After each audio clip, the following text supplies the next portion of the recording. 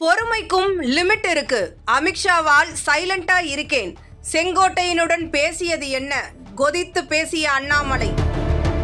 தேவர் ஜெயந்தியில் பசும்பொன்னில் ஓ Panneerselvam, TTV Dinakaran, Sengottaiyan ஆகியோர் ஒருங்கிணைந்ததற்கு நான் காரணம் இல்லை.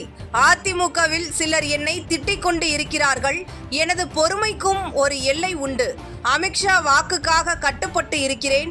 திரும்ப நான் பேச எவ்வளவு நேரம் ஆகும் என்று பாஜக முன்னாள் தலைவர் அண்ணாமலை பேசியது பரபரப்பை ஏற்படுத்தியுள்ளது. பசும்பொன்னில் ஓ பன்னீர்செல்வம், டிடிவி தினகரன், செங்கோட்டையன் ஒன்றிணைந்தார்கள். இதற்கு நான் தான் காரணம் என்ற யூகங்களுக்கு பதில் சொல்ல முடியாது என்றார். லட்சுமண ரேகையை தாண்டக்கூடாது. எல்லாம் தானாக நடக்கிறது. அப்படி இருக்கும் போது எல்லாவற்றிற்கும் நான் தான் காரணம் என பேசுவதை ஏற்றுக்கொள்ள முடியாது. அப்போது செங்கோட்டையனை நீங்கள் சந்தித்ததாக தகவல் வருகிறதே என்று கேட்டனர். அதற்கு பதிலளித்த அண்ணாமலை, கோவையில் இருந்து சென்னைக்கு விமானத்தில் போகலாம், காரில் போகலாம், ரயிலில் போகலாம். விமானத்தில் போகும் போது அவர் வருகிறார். நான் பார்க்கிறேன். 2 முறை அவரை சந்தித்து இருக்கிறேன்.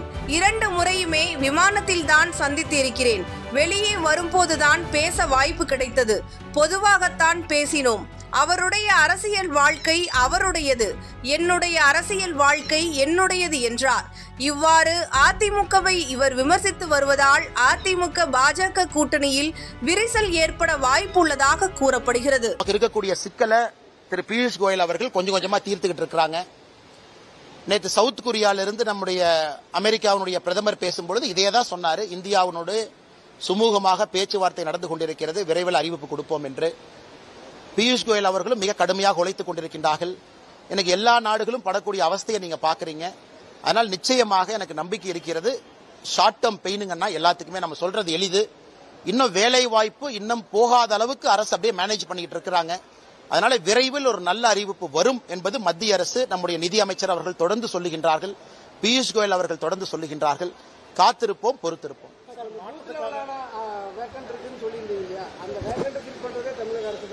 ஆமாங்கண்ணா, அதாவது பூத் லெவல் ஆபீசர் BLO தமிழ்நாட்டில் இன்னைக்கு எலெக்ஷன் கமிஷன் கொடுத்திருக்கபடி 66,537 பூத்.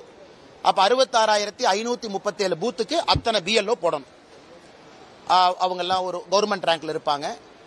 SDM குறிப்பா நம்முடைய தாசில்தாருக்கு மேல இருக்கிறவங்க, அவங்க இன்னைக்கு ஒரு சட்டமன்றத்துக்கு போடணும்.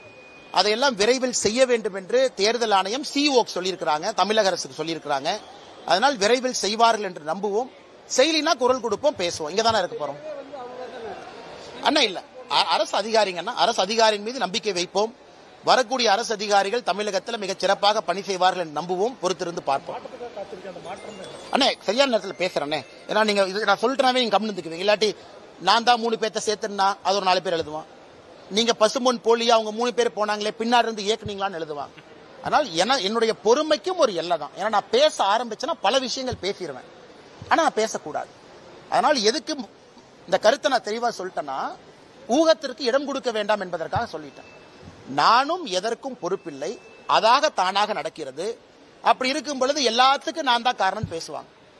இன்னைக்கு நான் அதிமுகவை பத்தி பேசாம இருக்கேன். ஆனா அதிமுக இருக்கக்கூடிய எத்தனையோ தலைவர்கள் இன்னைக்கு என்னை திட்டிட்டு தான் இருக்காங்க. ஆனாலும் அமித்ஷாஜி அவர்கள் நான் கொடுத்த வார்த்தைக்காக கட்டுப்பட்டு நிக்கிறேன். திரும்ப எனக்கு பேசுறதுக்கு எவ்வளவு நேரம் ஆகும்? 2 நிமிஷம் போதுமே.